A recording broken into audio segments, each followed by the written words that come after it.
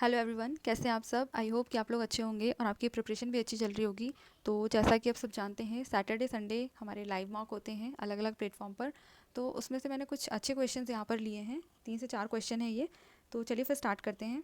First question है कि एक दुकानदार द्वारा खरीदे गए 16% अंडे परिवहन के दौरान टूट जाते हैं।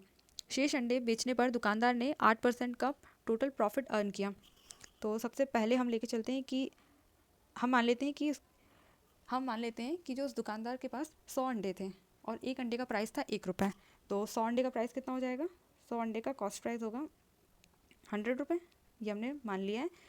और 16% अंडे टूट जाते हैं। 16% यानी कि 16 का 16% निकालेंगे तो कितना हो गया?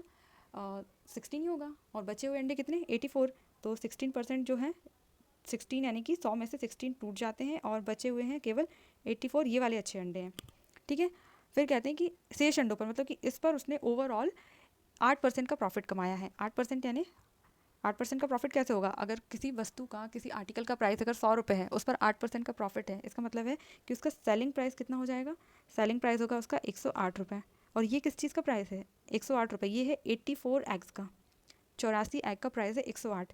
तो मैं यहाँ से 100 एग का प्राइस निकाल सकती हूँ। तो एक का अगर मैं प्राइस निकालूँ सबसे पहले एक अंडे का, तो 108 डिवाइडेड बाई 84। और यहीं से अगर मैं 100 का निकालना चाहूँ तो 100 का मल्टीप्लाई कर दूंगी, क्योंकि इसको सेम प्राइस पे बेचना है उसे।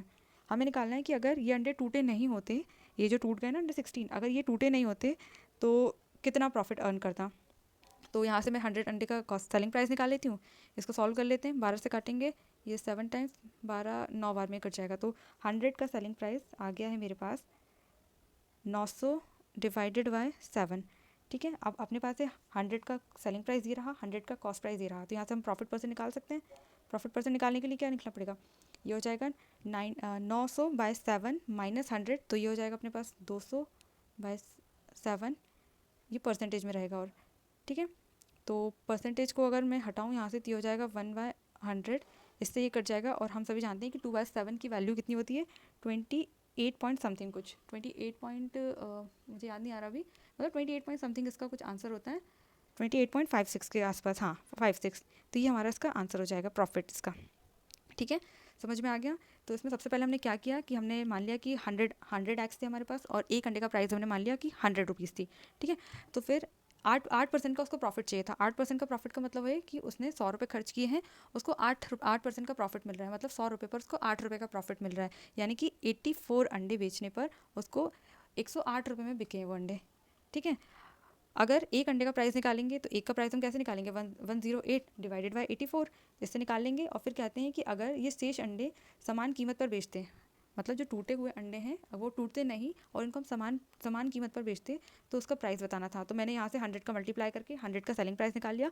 और जब सेलिंग प्राइस है अपने पास, कॉस्ट प्राइस है, तो हम प्रॉफिट परसेंट निकाल सकते हैं। तो ये रहा फर्स्ट क्वेश्चन। उम्मीद करती हूँ कि आपको समझ में आ गया होगा। ये थोड़ा सा एग्ज़ाम टाइम में जब हम टेस्ट वगैरह देते हैं या एग्ज़ाम में भी इस टाइप के क्वेश्चन आते हैं तो हम थोड़े से कंफ्यूज हो जाते हैं उनको लेके। जैसे कि मैंने ये वाला क्वेश्चन अटैम्प्ट नहीं किया था, जबकि बहुत ईजी है, पर मैं उस टाइम नहीं कर पाई थी। तो चलिए फिर देखते हैं नेक्स्ट क्वेश्चन। तो अगला क्वेश्चन है हमारे पास। राकेश 2 अलग अलग हिस्सों में इतने रुपए उधार लेता है और 2 साल के लिए साधारण ब्याज की 20% दर पर भुगतान किया गया ब्याज और 2 साल के लिए ही सिंपल इंटरेस्ट का ये वाला जो ब्याज है, उनका दोनों का ब्याज बराबर होता है। मतलब कि जो 20% रेट पर लेता है वो और जो 42/7% पर लेता है वो दोनों बराबर हैं। तो आपको बताना है कि इसमें कितना का डिफरेंस है। तो चलिए फिर देखते हैं इसको। मैंने मान लिया कि जो 20% पर उसने जो उसका जो प्रिंसिपल होगा 20% पर, वो मैंने मान लिया कि ए उसका प्रिंसिपल होगा। ठीक है। और सिम्मस मतलब ब्याज दोनों का बराबर है, मैंने इंटरेस्ट दोनों पे बराबर है, सिंपल इंटरेस्ट इसका भी और इसका भी दोनों के बराबर है। तो मैंने मान लिया कि एक अमाउंट इसका, एक प्रिंसिपल इसका ए था, एक प्रिंसिपल इसका बी था। ठीक है। अब दोनों के सिंपल इंटरेस्ट को इक्वल कर दूँ। यहाँ पे 20% की वैल्यू कितनी होती है? 1/5। कितने साल के लिए? 2 साल के लिए। ये हो गया। ऐसे ही बी के लिए निकालना है। 14/7 की वैल्यू कितनी होती है? 1/7। ये भी कितने साल के लिए? 2 के लिए। इससे ये कैंसिल हो जाएगा। अगर मैं इनका रेशियो की बात करूँ कि इनका जो प्रिंसिपल का रेशियो कितना होगा, तो ये हो जाएगा 7/5। अब टोटल कितना है? टोटल प्रिंसिपल कितना है? 48,000। ठीक है। और हमारा रेशो कितना आया? 12 का। मतलब 7 और 5 12, 12 का रेशो आया। 12 की वैल्यू कितनी देती है हमारे पास? 48,000। एक यूनिट की वैल्यू अगर हम निकालें तो कितना हो जाएगा? 4,000 रुपये। हमसे क्या पूछा है कि इनके बीच का डिफरेंस बताना है। तो इन दोनों के बीच का डिफरेंस कितना है? 2। इसमें 2 का मल्टीप्लाई कर दो, कितना आ गया आंसर? ये हो जाएगा हमारा 8,000। यानी कि इन दोनों प्रिंसिपल का डिफरेंस कितना है हमारे पास, 8,000 रुपये है। तो इजी क्वेश्चन है ये भी, पर हम ये रेशो, ये इस टाइप की जो फ्रैक्शन में रहती है रेट, तो थोड़ा सा हम कंफ्यूज हो जाते हैं, बाकी है क्वेश्चन इजी। तो चलिए फिर देखते हैं नेक्स्ट क्वेश्चन है हमारा कि यू वी और S W triangle S T U की दो माध्यिकाएँ हैं। माध्यिका यानी कि मीडियन है। सबसे पहले मैं एक ट्राइंगल ड्रॉ कर लेती हूँ। ये एक ट्राइंगल है, ये इस तरह से एक सेकेंड, क्या हो रहा है ये, हाँ ये एक ट्राइंगल है, ये मैंने मान लिया एक ट्राइंगल ये, ठीक है। इसका नाम दे देते हैं हम क्या, एस टी और यू। फिर क्या कहते हैं कि इसमें दो माध्यिकाएँ हैं, माध्यिकाएँ यू वी और एस डब्ल्यू। माध्यिकाएँ ने मीडियन है दो, तो मैंने ये हो गई इसकी एक मीडियन और एक की हो गई U V and S W, दो माध्यिकाएँ बन गई है। फिर कहते हैं कि दोनों समकोण पर इंटरसेक्ट करती है, मतलब ये राइट एंगल बनाती है, यहाँ पर ये जो है राइट एंगल बनाती हैं।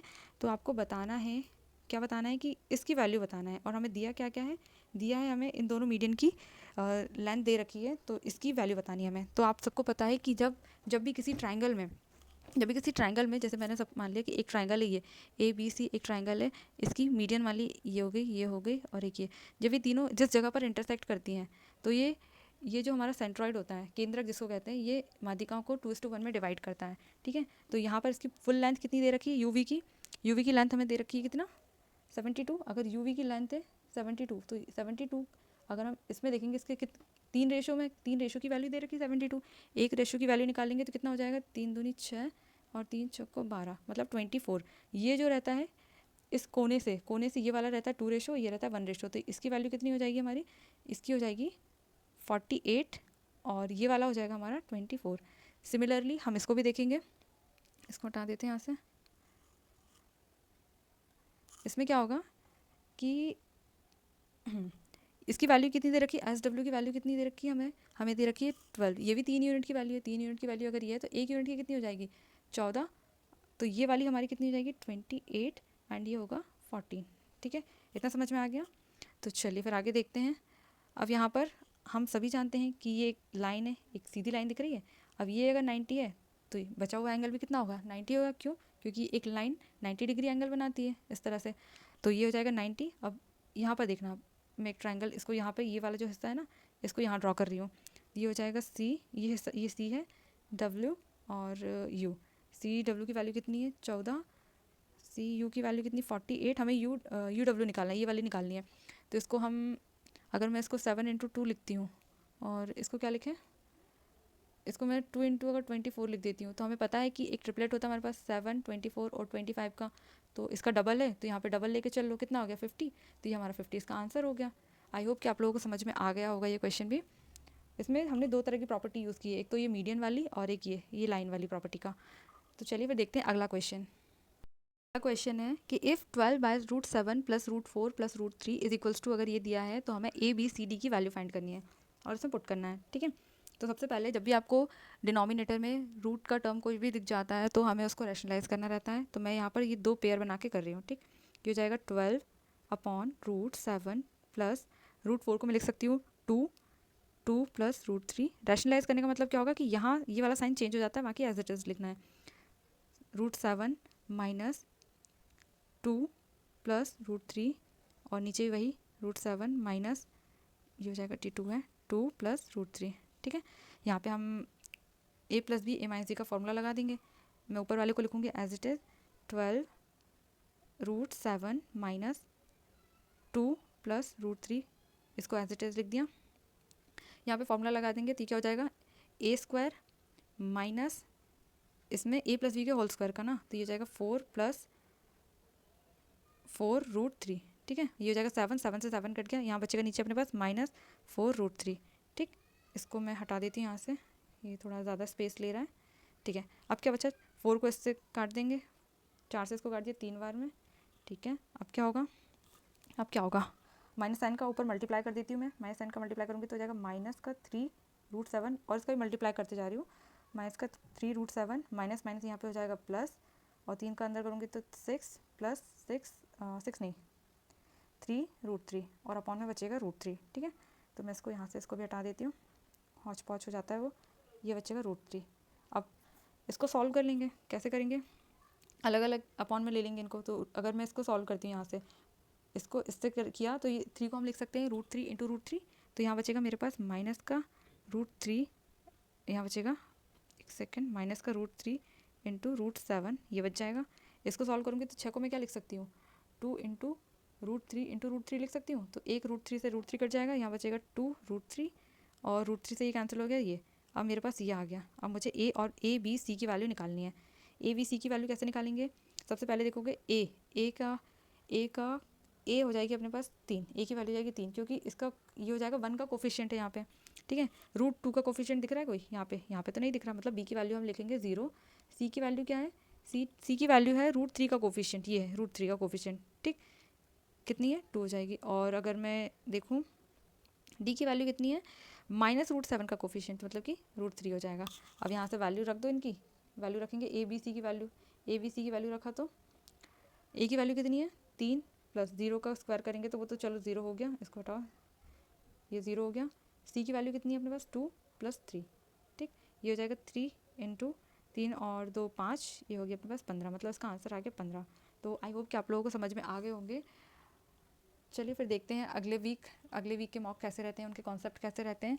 कुछ कुछ जो भी अच्छे क्वेश्चंस रहते हैं मैं यहाँ पे सॉल्व करने वाली हूँ, ताकि ये चीज़ें मुझे खुद को भी याद रहें, इसलिए हैं ये सारी वीडियोस। तो चलिए फिर मिलते हैं, थैंक यू।